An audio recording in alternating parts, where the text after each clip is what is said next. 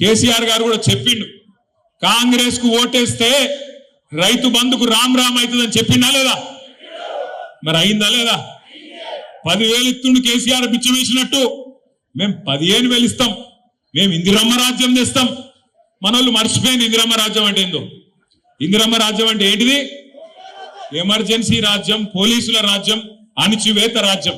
Social మీడియాలో ఒక post పెడితే పోలీసుడు ఫోన్ చేస్తాడు, వాడిని దొంగలు వాడు ఇడిచిపెట్టిండు పోలీసుడు, బీఆర్ఎస్ వాళ్ళు ఎంబడి వాడు నేర్చుకున్నాడు.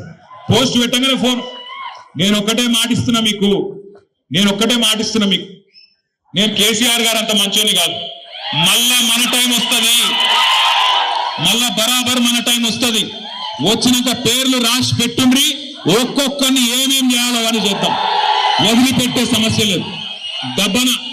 దబ్బన కొంతమంది అనుకుంటారు మేము రిటైర్ అవుతాం, ఇంటికి పోతాం, మమ్మల్ని ఏం బిక్తారు అనుకుంటున్నాము.